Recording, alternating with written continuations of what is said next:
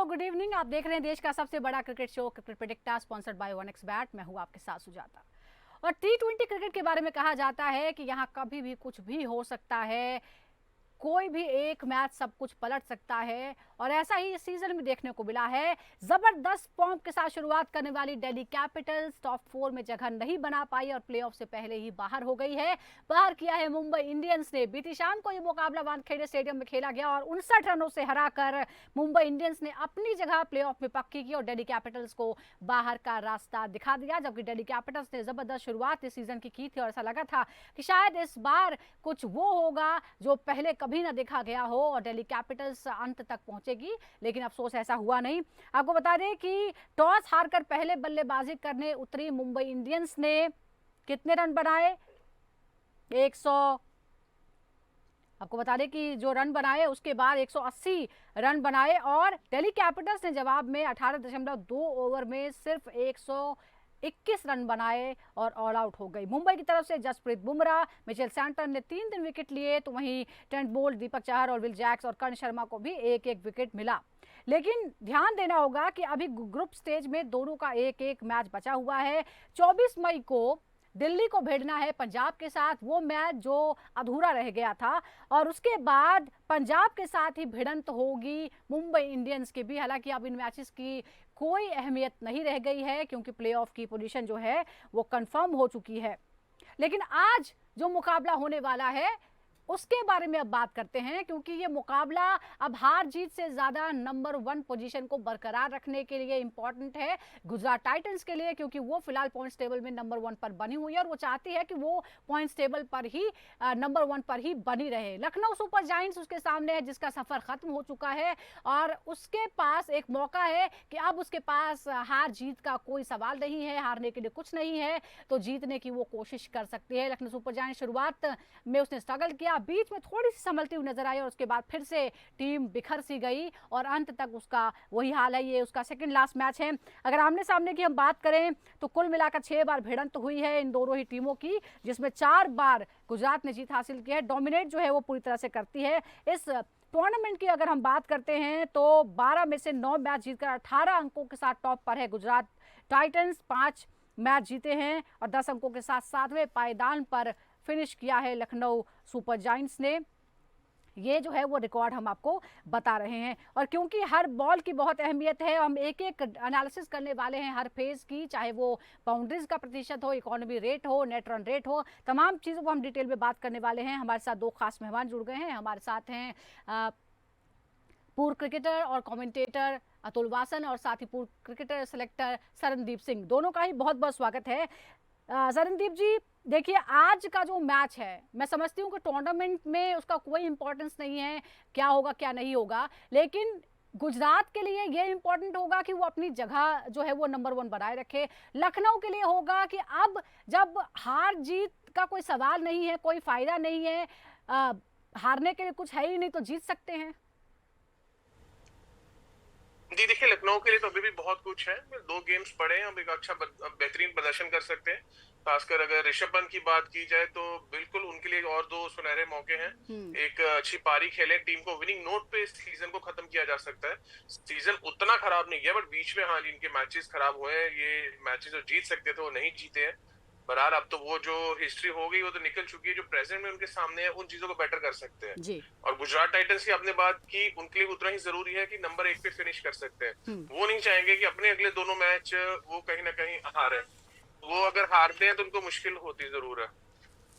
बिल्कुल, देखिए ये मुश्किल अलग तरह की मुश्किल है कि अलग तरह की टेंशन वाला जो कहते हैं ना हम, वो हो जाता है। आप जरा एक बार कंपैरिजन पर आ जाते हैं और सबसे पहले हम डॉट बॉल्स कितनी खेली और कितनी दी इसका कंपैरिजन करते हैं, क्योंकि एक एक बॉल का बहुत महत्व है टूर्नामेंट में और इस तरह के बदलाव जो है हो जाते हैं। गुजरात टाइटंस ने 35.87% जो है डॉट बॉल्स का उसका रिकॉर्ड है। लखनऊ का जो है वो सबसे खराब है, 30.31, यानी जब बॉलिंग करते हैं तो सबसे कम डॉट बॉल्स, ज़्यादातर रन ज़्यादातर बॉलों पर खा लेते हैं। अगर हम गुजरात का सर्वश्रेष्ठ नेट बॉल, सबसे कम डॉट बॉल्स के हिसाब से गुजरात का जो है वो 8.15 है। लखनऊ का दूसरा सबसे खराब है, माइनस पे। अतुल जी, मुझे पता है कि आप बहुत ज़्यादा डिटेल और इस तरह के जो आंकड़े हैं आपको उनमें मज़ा नहीं आता है, लेकिन आजकल सब चीज़ें इसी तरह से डिसाइड करते हैं, स्ट्रैटेजी इसी तरह से बनाते हैं। तो ये नेट डॉट बॉल प्रतिशत जो है वो 8.15 इस सीज़न में सबसे बेहतरीन है गुजरात का। इसमें कितना श्रेय आप देंगे टॉप ऑर्डर्स की आक्रामक सोच को और गेंदबाजों को, जिस तरह की डिसिप्लिन, यानी सबसे बैलेंस टीम जो है वो गुजरात है, शायद इसीलिए वो फिलहाल टॉप पर है। नहीं, सही बात है क्योंकि जब से आए हैं आईपीएल में तब से देखिए, और मुझे लगता है कि आशीष नेहरा के बारे में कह सकते हैं फास्ट बॉलर है। ऐसे हमारे एक धारणा ऐसी है इंडिया में कि जो फास्ट बॉलर्स होते हैं ना, वो कप्तान नहीं बनाते क्योंकि कहते लगता है थोड़ा सी अकल कम है। पर आशीष नेहरा ने बताया कि कुछ ना कुछ एक्स फैक्टर जरूर उसके पास है, क्योंकि आते ही जीते हैं, उसके बाद फाइनल खेले और फिर से इतनी जिस तरह की भी टीम बनी उनकी दोबारा ऑप्शन के बाद फिर से उन्होंने कॉम्बिनेशन एकदम से ढूंढ लिया। और आई थिंक ये कॉन्फिडेंस जो है ना, एक फीलिंग रहती है कैंप में जी। और शुभमन गिल की जो फॉर्म है और साइड प्रदर्शन जो वो तो देखिए आप ऐसे नहीं कह सकते कि उनकी वजह से है, पर कई बार क्या होता है you hit the ground running और गेंदबाजी में प्रसिद्ध कृष्णा जिस तरह गेंदबाजी करे। हालांकि राशिद जो है खान जो है उनके ट्रम्प कार्ड थे, वो ज्यादा कुछ करा नहीं उन्होंने इस बार, पर फिर भी उन्होंने कोप अप किया। तो लखनऊ को तो मुझे लगता है कैचअप करना पड़ेगा, क्योंकि इस समय टाइटंस जो है ना वो टाइटन की तरह खेल रहे हैं। और हालांकि आप जो स्टैटिस्टिक्स की बात कर रहे हैं, अभी आपको बता दो एक खबर लेटली कि इंग्लैंड ने अपने दोनों एनालिस्ट को निकाल दिया जो नौकरी से। उन्होंने कहा छोड़िए सारा डेटा, अब दोबारा से पुराने जमाने की क्रिकेट आ जाएगी। और ब्रेंडन मैकलम ने कहा है कि अपने इंस्टिंक्ट से देखिए, क्रिकेट के जो सेंस है वो यूज करिए, ये डेटा वेटा को साइड करिए। अतुल जी, आप तो ये हमारे लिए बड़ी मुश्किल की बात कह रहे हैं। ऑब्वियसली हमें ये जो खबर है वो बहुत अच्छी नहीं लग रही है। एक बार फिर से आ जाते हैं, फिर आंकड़ों पर ही आ जाते हैं, क्योंकि हम उसी के स्पेशलिस्ट हैं। एलएसजी का नेट रन रेट जो है सरनदीप जी -0.51 है, जबकि उनकी बल्लेबाजी का रन रेट जो है वो चौथे नंबर पर है। यानी बल्लेबाजी अच्छी की, गेंदबाजी की वजह से जो ओवरऑल है वो प्रदर्शन खराब हो गया। क्या आपको लगता है कि जैसे वो बैलेंस टीम है, यहाँ बैलेंस की कमी है और बल्लेबाजों का साथ गेंदबाजों ने नहीं दिया, शायद टीम के हश्र जो हुआ है उसका रीजन सबसे बड़ा यही है?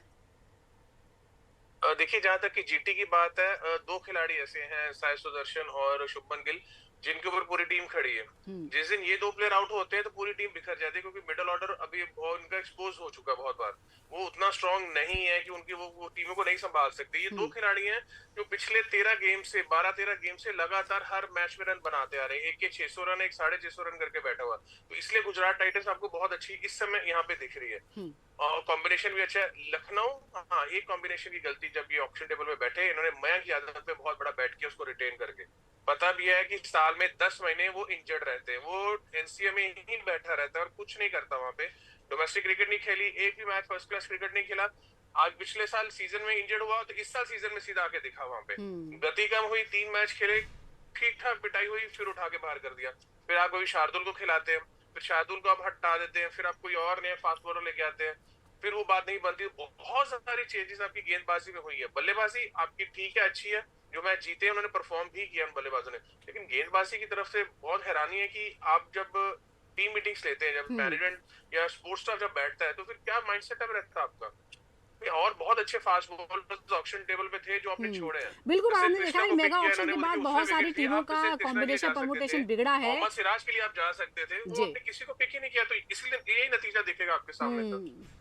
बिल्कुल, और यही नतीजा जो है, और इसी की वजह से नतीजा ये है कि लखनऊ सुपर जायंट्स जो है वो लगातार दूसरी बार प्लेऑफ में नहीं पहुंची और उसके बाद आउट हो चुकी है। आप ज़रा एक बार फिर से जो अलग अलग फेजेस की हम बात करें, डेथ ओवर्स में रन बनाना बहुत इंपॉर्टेंट है और ज़्यादातर टीमें कहते हैं रन पीटना जिसको कहते हैं वही करते हैं, लेकिन गुजरात टाइटंस का डेथ ओवर में जो नेट रन रेट है वो है 1.66, पूरी तरह से दबदबा है, जबकि एलएसजी का आंकड़ा है -0.86। क्या अतुल जी, आपको ये लगता है इन आंकड़ों को देखते हुए जो आखिरी 5 ओवर हैं वही फैसला करते हैं और आज भी कर सकते हैं कि मैच किस तरफ जाएगा, या पहले ही पता चल जाएगा? देखिए, पहले तो डिपेंड करता है कि कितना जो चेस कर रही टीम। हमने देखा है कि जब 180-90 के स्कोर का चेस है तो बड़ी तसल्ली से चेस हो रहा है, 200 भी आराम से पहुंच रहे, कोई जल्दबाजी नहीं दिखा रहे। तो ये आजकल ये एक टेम्पलेट सेट हो गया है कि अगर आपने जैसे कल भी देखे जो आखिरी में जो रन खाए दिल्ली ने और ऐसी विकेट पे, तो मैच बिल्कुल वो लास्ट के 2 ओवर में बिल्कुल प्लेट पे दे दिया आपने मुंबई को। और ऐसा अगर करेंगे एकदम से मेल्टडाउन जो है, अगर वो कोई भी गेंदबाज के साथ हो सकता है, पर ज्यादातर अगर सीजन में होता रहे तो ये दिक्कत है आपको। सरन ने बिल्कुल सही कह रहा है कि मुझे लगता है कि पता नहीं क्या एक हमारा यहाँ पे एक नैरेटिव है इंडिया में कि किसी गेंदबाज ने अगर डाल दी तेज गेंदबाजी तो उसको तो ऐसे लगता है कि पता नहीं कौन सा दोबारा से विष्णु भगवान उतर के आ रहे हैं, और वो बेचारा वो उस चक्कर में तेज के चक्कर में मार भी खाता रहता है। और मैं आपको एक पूरी 11 बना दूंगा ऐसे बॉलर्स की, और फिर वो क्या होता है, उसको पैसे मिलते हैं, वो फेमस हो जाता है, इंस्टाग्राम पे सारे फॉलोअर्स आ जाते हैं, पर वो बॉलर तो वही है, ओवरनाइट वो एकदम से वो नहीं हो गया जो आपकी एकदम से परसेप्शन हो गई है। तो उसका प्रेशर क्या, इतने गेंदबाज हमने इतने खिलाड़ी खो दिए इस ओवर एस्टिमेशन के चक्कर में। और देखिए पहले जब बोर्ड की क्रिकेट होती थी तब वो थोड़ी सी मेच्योरिटी थी, अब क्या है कि ये तो कंपनी है, कहां से सीईओ की रिटर्न आ गई, वहीं से तेल निकला है, कंपनी का शेयर बढ़ गया, तो उन्होंने वहां के उसको सीईओ को उठा के 4 गुना पैसे में रख लिया। ऐसा होता नहीं है, you have to actually have a long track record. तो इसलिए मुझे लगता है कि कई टीमों ने थोड़ी सी, और सभी टीमें ऑप्शन के बाद खुश गई हैं घर पे, इससे पूछो बहुत बढ़िया रही ऑप्शन, हमने कमाल कर दिया, हमारी टीम बेस्ट है, लीजिए रिकॉर्ड देखिए अब। बिल्कुल, आप दोनों ही क्योंकि खुद खिलाड़ी हैं तो इस बात को और बॉलिंग के परसेप्शन से आप बहुत अच्छे से इस बात को समझ सकते हैं कि किस तरह का दबाव होता है और इंजरीज के ज़्यादातर जो हैं वो क्यों शिकार हो जाते हैं गेंदबाज, जिन पर दबाव रहता है कि और ज़्यादा तेज़ वो अपनी बॉलिंग को करे। इस बीच जरा बैटर्स के स्ट्राइक रेट पर आ जाते हैं। साई सुदर्शन, शुभमन गिल और जोस बटलर ज़बरदस्त जो है वो डोमिनेट वो करते हुए नजर आए। तीनों का स्ट्राइक रेट जो है 155 के पार, 600 रन साई और शुभमन बना चुके हैं। जोस बटलर पिछले मुकाबले में नहीं खेल पाए तो 500 रन फिर भी वो जो बना चुके हैं। क्या आईपीएल 2025 में जीटी का टॉप ऑर्डर सबसे ज्यादा संतुलित है, सबसे ज्यादा आक्रामक है सरनदीप जी?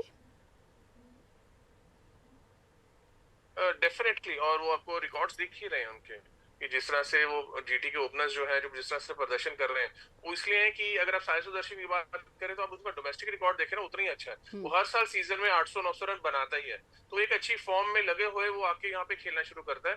और अगर हम उनका खेलने का तरीका देखें ना, वो कोई ऐसा बड़ा हिटर नहीं है, वो कोई छक्कों में रिलीज नहीं करता, वो बाउंड्रीज के साथ ही गेम खेलता है, और एक बाउंड्री एक सिंगल, एक बाउंड्री एक सिंगल। आप उनका पैटर्न देखेंगे शुभमन गिल दोनों का, तो इसी तरीके से गेंद खेलते हैं। 100 भी बनाया तो उसमें सिर्फ 2 ही छक्के थे, उसमें से 10-12 चौके मारते हैं। तो ऐसी क्रिकेट खेल के भी आप एक अच्छे स्ट्राइक रेट से रन बना सकते हैं। अब कभी इन दोनों को बल्लेबाजी करते देखिए, लगता नहीं कि कोई गेंदबाज इनको बीट भी कर सकता है, क्योंकि वो मौका ही नहीं देते हैं। और एक होता है कि जब आप प्रैक्टिस करते हैं ना, तो प्रैक्टिस हम लोग नॉर्मली सब बोलते हैं कि यार अच्छे बॉल को छोड़ के, अच्छे बॉल को जब आप चौका मारना शुरू करते हैं, अच्छी लेंथ पे मारना शुरू करते हैं, फिर आपकी गेम रेस होती है।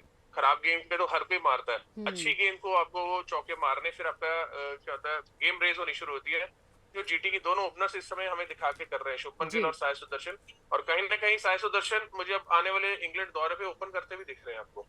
जी, तो चलिए ये भी जो ऐलान है वो यहाँ से हो गया है। देखिए, एक तरफ हमने पॉजिटिव बात की है, लेकिन अतुल जी दूसरा जिस पर सबसे ज्यादा निगाहें थी, आपने गेंदबाज पर दबाव की बात की थी, एक बल्लेबाज जो शायद इतनी बड़ी बोली के दबाव में ही धराशायी हो गया, ऋषभ पंत। 12.27 का औसत, 100 के आसपास का स्ट्राइक रेट। क्या एलएसजी ने ये एक्सपेक्ट किया था, और उनका रोल आज क्या आपको नजर आता है, या आपको लगता है कि अब एलएसजी को ऋषभ पंत से आगे बढ़कर कुछ और देखने की जरूरत है? देखिए, ऋषभ पंत को तो गौतम गंभीर भारी पड़ गए। मुझे लगता है कि इस खिलाड़ी की अगर आपने देखे, उसका जो एक्स फैक्टर है उसकी बैटिंग का, वो है कि वो कहता है कि मैं मैच विनर हूं, मैं मैच जिताऊंगा। अगर आपने उस खिलाड़ी को मार्जिनलाइज कर दिया और एक उसका फ्लो तोड़ दिया, जिस तरह से उसने कमबैक किया और वो जिस तरह के फॉर्म में था, मैच विनर है, आपने एक नैरेटिव चेंज करके, चलिए टीम की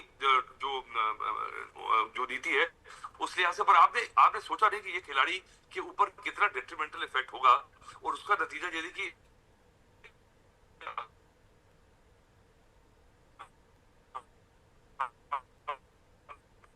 उसको कप्तान बना दिया, इतने पैसे से शिफ्ट हुआ नहीं है।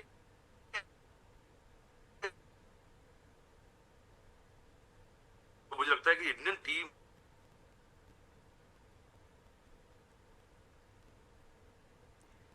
का काम है, और एक हल्के खिलाड़ी को बनाना है, वो 2 मिनट का काम है। कप्तान ने अगर कॉन्फिडेंस दे दिया, तो मैंने इतने मीडियम टैलेंटेड प्लेयर्स को ग्रेट प्लेयर बनते देखा है, और बड़े ग्रेट प्लेयर्स को जीरो होते देखा है, जस्ट बिकॉज कि उनको किस तरह से ट्रीट किया गया और उनको किस तरह से कॉन्फिडेंस दिया। जी, लेकिन अब ऋषभ पंत को अपनी मदद खुद ही करनी पड़ेगी और उन्हें खुद ही प्रूव करना पड़ेगा, क्योंकि और भी बहुत सारे ऐसे खिलाड़ी जिनके साथ ऐसा हुआ और फिर मौका जब उन्हें मिला है तो उन्होंने दिखाया कि उनके अंदर क्या ताकत है। श्रेयस अय्यर जो है इसका बहुत बड़ा उदाहरण है, शायद वो थोड़े टिप्स उनसे भी ले सकते हैं। लेकिन दूसरी तरफ निकोलस पूरन, जिन्होंने जब भी एलएसजी जीती है उसमें बड़ा योगदान उनका रहा है, और उनके रिकॉर्ड की अगर हम बात करें तो स्ट्राइक रेट 197 प्लस का उनका है। खासतौर पर स्पिन के खिलाफ आंकड़े ज़बरदस्त है। सिर्फ लेफ्ट आर्म स्पिन की बात करते हैं तो 420 रन सिर्फ वहां से आए हैं उनके। क्या सरनदीप जी आपको लगता है कि इस टूर्नामेंट में सबसे खतरनाक स्पिन हिटर के तौर पर उभरे हैं निकोलस? हर साल अगर देखें तो वो स्पिनर्स को बहुत अच्छा मारते हैं, और दुनिया में बहुत गिने चुने बल्लेबाजों में से एक है कि जो कि बहुत अच्छी हिटिंग करते हैं, खासकर हम T20 क्रिकेट की बात करें। लेकिन बात तब फिर ये आती है कि एक बंदा कब तक मारता रहेगा। जितने मैच आप जीते हो, 3-4 मैच जीते हैं, वो उन्होंने जिताए, उनकी बल्लेबाजी नहीं जिताए आपको लाके, पर बाकी प्लेयरों को भी कंट्रीब्यूट करना पड़ेगा ना। पिछले मैच में एक अच्छी साझेदारी ओपनर्स ने की है, बट वो लगातार नहीं हो रही थी। फिर प्रेशर फिर निकोलस पूरन पे आता है, और फिर उनका बल्लेबाजी का जो नंबर है वो बहुत चेंज किया जाता है। तो क्रूशल गेम थे एलएसजी के लिए, तीनों के तीनों जीतने जरूरी थे उनके, और जब ऐसे क्रूशल स्टेज पे आते हैं तो आपने उनका बल्लेबाजी क्रम नीचे कर दिया। वो नंबर 4 पे है, ऋषभ खुद नंबर 3 पे आ गया। तो ऋषभ को अब कहीं ना कहीं ये प्रेशर दिख रहा था, उसको कुछ ना कुछ प्रूव करना, पर ये कुछ समय नहीं आपका प्रूव करने का। पहले आपकी टीम होनी चाहिए, आपको जीतना चाहिए। निकोलस पूरन फंस गए, आप आउट हुए तो उनके साथ और 2 आउट हो गए, तो बल्लेबाजी और फंस गई। और उनको देखिए, उन्होंने 45 रन जो बनाए, जो भी रहे, वो 32-33 गेंदों पे बनाए हैं। कहीं ना कहीं वो भी स्ट्रगल करते दिख रहे थे वहां पे। आयुष बडोनी जो एक अच्छी फॉर्म में है, वो और नीचे होता जा रहा है। तो ये जो फॉर्म में प्लेयर है, ये नंबर 3-4 पे खेलने चाहिए। वही कहीं ना कहीं कोशिश आज भी रहनी चाहिए। निकोलस पूरन, आयुष बडोनी, ये दोनों एक साथ बल्लेबाजी करने चाहिए। लेफ्टी राइटी कॉम्बिनेशन है, गेम सेंस होती है इन दोनों के अंदर, क्योंकि रन बने तो गेम अच्छी तरह से चलाते भी हैं। लेकिन अगर आप फिर अब उनको नीचे रखेंगे कि लास्ट में आके जी आपको ओवरकम दिए जा रहे हैं, आप जाके उड़ाना, फिर उड़ाना रोज तो उड़ाया नहीं जा सकता। आप ही उड़ रहे हो इस समय, तो कोशिशें तो आपके साथ खराब जा रही है। तो ये जो टीम गेम है, बार बार कर रहा हूँ कि टीमें खराब, आप ऑक्शन टेबल पे जाते हो, आप सब मैंने अच्छी टीम पिकी, पर जब खिलाने का समय आता है तब आप प्लेयर्स गलत खिलाना शुरू करते हो, नंबर्स गलत होते हैं, आपकी प्लानिंग गलत होती है, तो फिर प्लेयर भी कंफ्यूज ही रहता है। वो भी फिर अपनी ही देख रहा था कि चलो मैं अपने ही 4-5 बिल्कुल, गेम प्लान अगर ना हो तो आप कोई भी खिलाड़ी ले आइए, उसका कोई फायदा नहीं होगा। और उम्मीद करते हैं कि ये जो आप सलाह दे रहे हैं ये सुनी जाए, और आज जो क्रम होगा उस पर भी ध्यान दिया जाए। एक और अगर हम बॉलर्स की गेंदबाजी की बात कर लेते हैं तो प्रसिद्ध कृष्णा 7.85 की इकोनॉमी रेट से 21 विकेट वो ले चुके हैं। जीटी के सबसे असरदार गेंदबाज हैं, नो डाउट। क्या वो पूरन और समझ जैसे मिडिल ऑर्डर के जो बल्लेबाज हैं उनके खिलाफ सबसे इंपॉर्टेंट रोल अदा कर सकते हैं आज, अतुल जी? या बिल्कुल, देखिए क्या कमाल, अगर किसी गेंदबाज ने पूरे सीजन में क्योंकि वो उसको जो कॉन्फिडेंस आया ना ऑस्ट्रेलिया में गेंदबाजी करके, मुझे लगता है कि शुरू से हमें पता था कि अच्छा गेंदबाज है, और उसमें वो प्रेशर नहीं आया कि बड़ा एक्सप्रेस गया जी, फास्ट बॉलर मिल गया इंडिया को, तो वो पीछे पीछे पीछे रडार से आता हुआ उसने अपनी स्किल्स को होन अप किया। तो आई थिंक वो कॉन्फिडेंस जो आया, और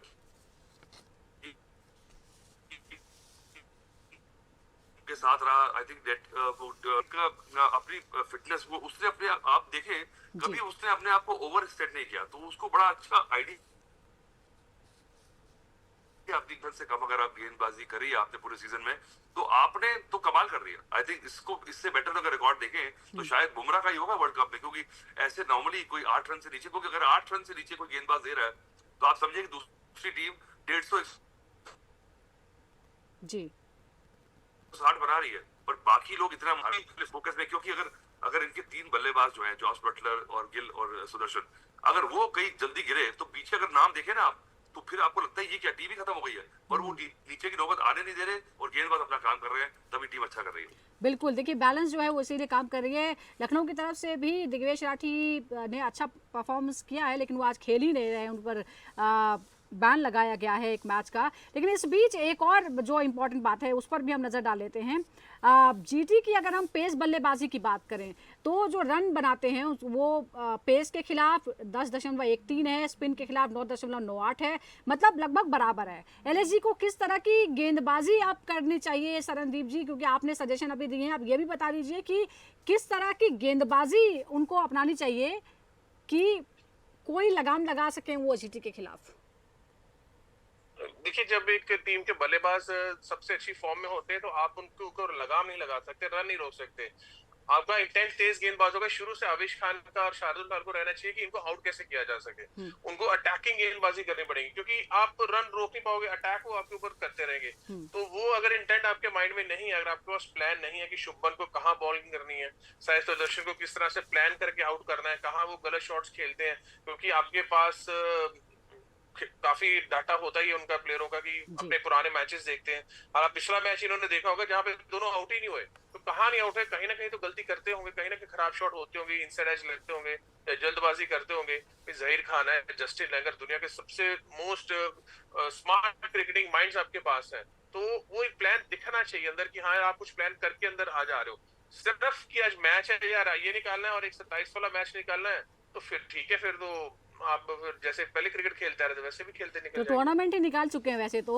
आप जरा एक और चीज जिस और पे हम दिग्वेश राठी को एक अच्छी तरह से और यूज कर सकते हैं ऋषभ पंत। पिछले मैच में मैंने देखा कि आपने उसको 5 ओवर दिया, उसने 4 रन दिए, और जब पावर प्ले खत्म हुआ तो आप रवि बिश्नोई को ले आए जो पूरे सीजन में सबसे ऑर्डिनरी गेंदबाजी कर रहा है। उसने 4 छक्के खाए तो हैदराबाद एक मोमेंटम में आ गई, जीतने वाले रूप में आ गई। 200 रन एक अच्छा टारगेट होता है, तो ऐसा नहीं कि इजीली बन जाए, बट आपके अगर बॉलिंग चेंज इतनी खराब करेंगे तो इस राठी को भी नहीं पता कि यार मुझे पावर प्ले में डालना है, या कभी भी आप चलते चलते अच्छा यार इतने 4 छक्के बढ़ गए, राठी तू आ जा। नहीं, राठी को पता होना चाहिए कि मैं 8 ओवर डाल रहा हूँ, मैं 10 ओवर डाल रहा हूँ, 12 डाल रहा हूँ, और मैं किस लिए डाल रहा हूँ, आउट करने के लिए। उसके पास वो लिबर्टी होनी चाहिए कि अगर रन लग भी जाए बिल्कुल तो आक्रामक गेंदबाजी करनी होगी अगर किसी तरह का कंट्रोल आज करना है, क्योंकि बहुत ही बैलेंस और बहुत ही संयम के साथ गुजरात टाइटंस खेल रही है। एक आखिरी सवाल मैं आपसे पूछूंगी अतुल जी, यहाँ जिस तरह का हम मुकाबला देख रहे हैं दोनों टीमों के बीच, परफॉर्मेंस के हिसाब से दोनों एक दूसरे से बिल्कुल उलट नजर आती हैं, लेकिन आपको क्या लगता है कहाँ आज मुकाबले का फैसला हो सकता है, कौन से वो डिपार्टमेंट है और एक्स फैक्टर कौन सा खिलाड़ी साबित हो सकता है आज के मैच में? देखिए मुझे लगता है कि देखिए अब न्यूट्रल ग्राउंड पे आ गए, क्योंकि नहीं गुजरात का तो ग्राउंड है, अहमदाबाद चले गए, जब बड़ा बड़ा ग्राउंड है तो शायद थोड़ी तसल्ली हो, पर राठी के दाव उसने, हालांकि राठी जो है एकदम से ऐसा लग रहा है कि पता नहीं कौन सा एक डीमन स्पिनर आ गया, क्योंकि वो अपनी हरकतों से ज्यादा फेमस हुआ। उनको बोलना चाहिए भाई कि उसको मुझे लगता है जो उनकी ग्रुप है ना वो क्योंकि अब देखिए अब जब नाम होते हैं तो नाम तो होता है, पर ये समझते नहीं कि ये उल्टा पड़ सकता है। जब एक दिन खराब गेंदबाजी का दौर आएगा तो उठा के बाहर फेंक देंगे। तो मुझे लगता है कि ये बड़ी बात हमने करी नहीं है कि आजकल जो नए जो स्टार्स बन जाते हैं ओवरनाइट 2-3 मैच के बाद, उनको मेंटरशिप चाहिए, काउंसलिंग चाहिए, और कई बार अच्छे बड़े बड़े प्लेयर्स स्लिप आउट कर जाते हैं। हालांकि इस मैच में मुझे लगता है कि जिसके पास कुछ हारने को नहीं है ना वो डेंजरस है, और गुजरात देखिए पहुंच चुकी है, पर अगर नंबर 1 आना है तो ये मोमेंटम बना के रखना पड़ेगा। पर मैं कहता हूँ कि औसतों का असूल जो है, अगर ये मैच हार भी जाए ना तो वो थोड़ा सा डिप आने के बाद फिर जीते जीते पता लगा जैसे हम अहमदाबाद में फाइनल हारे थे ऑस्ट्रेलिया से, वही दोबारा ना हो जाए ऐसे ही। चलिए बहुत बहुत शुक्रिया। तो बहुत सारे सवाल हैं, लेकिन अनडाउटेडली गुजरात जो है वो ज़बरदस्त फॉर्म में है, वो अपनी नंबर 1 की पोजीशन को और कंसोलिडेट करना चाहती है। तो लखनऊ के पास हारने के लिए कुछ नहीं है, उसके पास ये मौका है कि जो स्ट्रैटेजी अभी तक उसने नहीं मानी है कम से कम उस पर थोड़ा सा काम करे, कुछ चेंजेस करे, और देखे कि आखिरी 2 मैच जो बचे हैं वो उसमें किस तरह से विदाई लेती है। बहुत बहुत शुक्रिया आपका अतुल जी, सरनदीप जी आपका भी बहुत बहुत शुक्रिया, दर्शकों का भी बहुत बहुत शुक्रिया। इसी तरह से लगातार जुड़े रहिए क्रिकेट प्रेडिक्टर के साथ।